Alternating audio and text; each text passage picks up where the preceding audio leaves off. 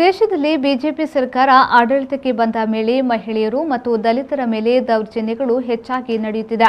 ಉಜಿರೆಯಲ್ಲಿ 10-20 ಜನರಿದ್ದ ತಂಡ ಮಹಿಳೆಯೊಬ್ಬರ ಬಟ್ಟೆಯನ್ನ ಹರಿದು ಬೆತ್ತಲೆಗೊಳಿಸಿದ ಅಮಾನವೀಯ ಘಟನೆ ನಡೆದಿದ್ದು, ಆರೋಪಿಗಳ ವಿರುದ್ಧ ಪ್ರಕರಣ ದಾಖಲಾದರೂ ಕ್ರಮ ಕೈಗೊಂಡಿಲ್ಲ ಎಂದು ದಲಿತ ಹಕ್ಕುಗಳ ರಕ್ಷಣಾ ಸಮಿತಿಯ ಮುಖಂಡೆ ಈಶ್ವರಿ ಪದ್ಮುಂಜ ಆರೋಪಿಸಿದರು. ಅವರು ಬೆಳ್ತಂಗಡಿಯಲ್ಲಿ ಅಮಾನವೀಯ ಘಟನೆಯ ಕುರಿತು ಮಾತನಾಡಿದರು. ಅಳಕೆ ನಿವಾಸಿ ಸಂದೀಪ್, ಸಂತೋಷ್, ಗುಲಾಬಿ, ಕುಸುಮ, ಲೋಕಯ್ಯ, ಅನಿಲ್, ಲಲಿತಾ, ಚನ್ನಕೇಶವ ಎಂಬುವರು ಈ ಕೃತ್ಯವನ್ನ ಎಸಗಿದವರಾಗಿದ್ದು, ಅವರ ವಿರುದ್ಧ ಬೆಳ್ತಂಗಡಿ ಠಾಣೆಯಲ್ಲಿ ಪ್ರಕರಣ ದಾಖಲಾಗಿದೆ. ಆದರೂ ಅವರ ವಿರುದ್ಧ ಯಾವುದೇ ಕ್ರಮವನ್ನ ಕೈಗೊಂಡಿಲ್ಲ. ನಾಗರಿಕ ಸಮಾಜ ನಾಚಿಸುವ ರೀತಿಯಲ್ಲಿ ಉಜಿರೆಯಲ್ಲಿ ಆದಿವಾಸಿ ಸಮುದಾಯದ ಮಹಿಳೆಯೊಬ್ಬರನ್ನ ನಡು ರಸ್ತೆಯಲ್ಲಿ ಅರೆಬೆತ್ತಲೆಗೊಳಿಸಿ ಹಲ್ಲೆ ನಡೆಸಲಾಗಿದೆ. ಇದು ನಾಗರಿಕ ಸಮಾಜ ತಲೆ ತಗ್ಗಿಸುವಂತಹ ಪ್ರವೃತ್ತಿಯಾಗಿದೆ. ಕೃತ್ಯ ನಡೆಸಿದ ದುಷ್ಕರ್ಮಿಗಳು ರಾಜಾರೋಷವಾಗಿ ತಿರುಗಾಡುತ್ತಿದ್ದಾರೆ.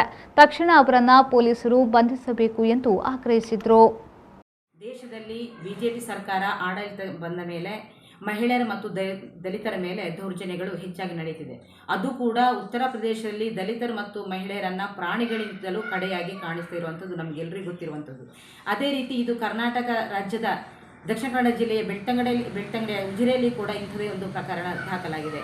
ಒಂದು 10-20 ಜನರ ತಂಡ, ಅದು ಕೂಡ ಮಹಿಳೆಯರು ಮತ್ತು ಪುರುಷರ ಎಲ್ಲ ಇಬ್ಬರ ತಂಡ ಕೂಡ ಒಂದು ಮಹಿಳೆಯನ್ನು ಬಟ್ಟೆಯನ್ನು ಹರಿದು ಬೆತ್ತಲೆಗೊಳಿಸಿದ ಪ್ರಕರಣವನ್ನು ಇಡೀ ನಾಗರಿಕ ಸಮಾಜವೇ ನಾಚುವಂಥದ್ದು. ಇದನ್ನು ನಾವು ಖಡಾಖಂಡಿತವಾಗಿ ಖಂಡಿಸ್ತಾ ಇದ್ದೇವೆ.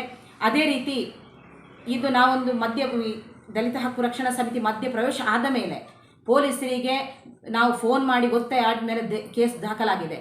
ಆದರೂ ಕೂಡ ಈ ಆರೋಪಿಗಳನ್ನು ಬಂಧಿಸದೆ ಅವರನ್ನು ಬಂಧಿಸಿರುವುದು ನಮಗೆ ಸಂಶಯಕ್ಕೆಡೆ ಮಾಡಿದೆ. ಪೊಲೀಸ್ ಇಲಾಖೆಯು ಕೂಡ ಈ ಮೃದು ಧೋರಣೆ ಹೊಂದಿರುವುದು ನಮಗೆ ಅತ್ಯಂತ ನೋವಿನ ವಿಚಾರ. ಯಾಕಂತ ಹೇಳಿ ಎಲ್ಲ ಘಟನೆಗಳಲ್ಲಿ ಕೂಡ ಪೊಲೀಸರು ಮಧ್ಯಪ್ರವೇಶ ಮಾಡಿ ಇಂಥ ಕೃತ್ಯಗಳನ್ನು ತಡೆಯುವಲ್ಲಿ ಯಶಸ್ವಿಯಾಗಿದೆ. ಆದರೆ ಈ ಬೆಳ್ತಂಗಡಿ ನಡೆದ ಘಟನೆಗೆ ಪೊಲೀಸರು ಕೂಡ ಸುಮ್ಮನೆ ಇರುವಂಥದ್ದು ಇದು ಸರಿಯಲ್ಲ. ಇಂಥ ವಿಕೃತ ಮನಸ್ಥಿತಿಗಳನ್ನು ಮಟ್ಟ ಹಾಕದಿದ್ದರೆ ಮುಂದಿನ ದಿನಗಳಲ್ಲಿ ಸಮಾಜಕ್ಕೆ ಅಪಾಯ.